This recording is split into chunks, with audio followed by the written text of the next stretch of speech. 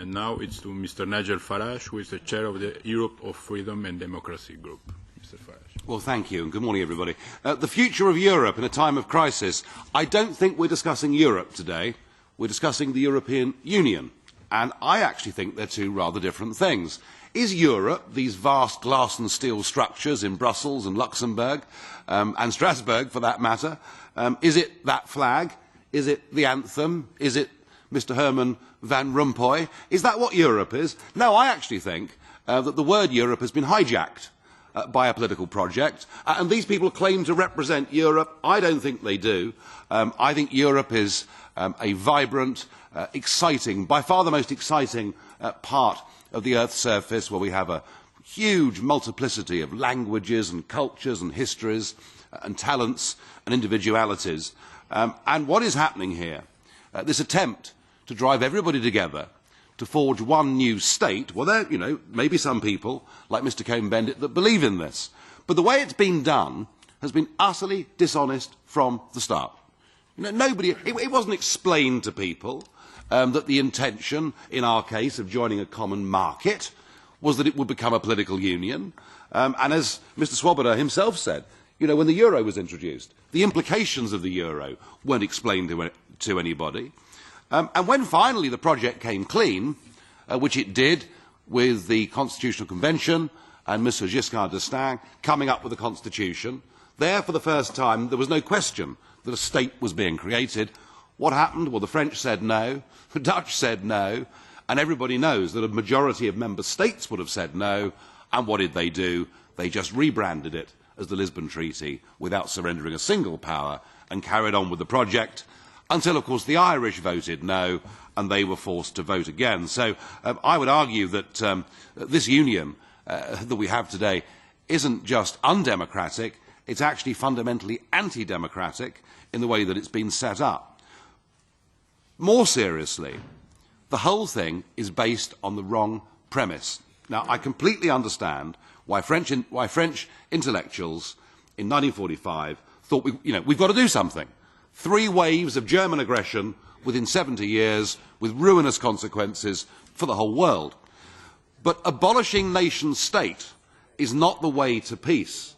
The problem was that Germany wasn't a functioning democratic nation state. Democratic nation states do not go to war with each other. What we should have done is to foster democracy, not this idea that we get rid of nation state and force people into one. Because as Yugoslavia shows us, if you force people together against their will, far from giving peace, you may bring war.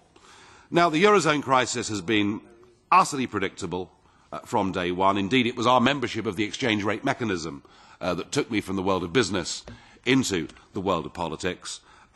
It doesn't work and it can't work. A full transfer union is something that the northern European countries are never going to accept. And actually, just transferring money will not solve a problem that is cultural. Europe is split from north to south. I don't see things getting any better. I think with every week that goes by, they're actually getting worse. And so what we have is a battle.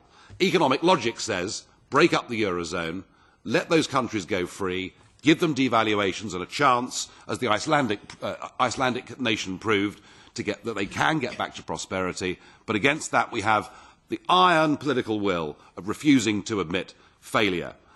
I think the Eurozone will end in large-scale violence. I think it will end in political extremism.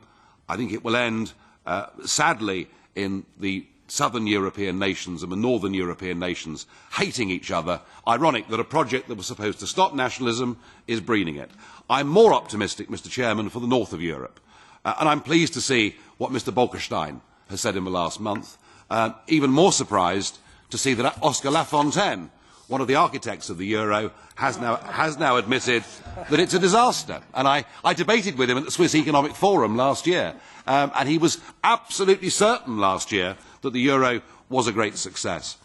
One thing for certain is that the United Kingdom, which mercifully, after our ERM debacle, stayed out of the euro, but despite the fact we're not in the eurozone, the United Kingdom is going to continue to play a very influential role over the whole European debate. There's a very clear, settled majority now of the British population that want a relationship with Europe that is based on trade, cooperation, being good next-door neighbours, agreeing sensible common minimum standards, doing all the things that we should want to do with our neighbours, but perhaps having a bit more time to focus on the rest of the world. I do think the UK will be out of the EU, probably within the next 5 to 6 years, and that then, I think, will give encouragement to many other nations. So I don't think this project can survive. I don't believe that it's legitimate. I just feel very sorry that for the price of an experiment, tens of millions of people in the Mediterranean states are being forced into poverty and misery. Thank you very much. I welcome now Mrs.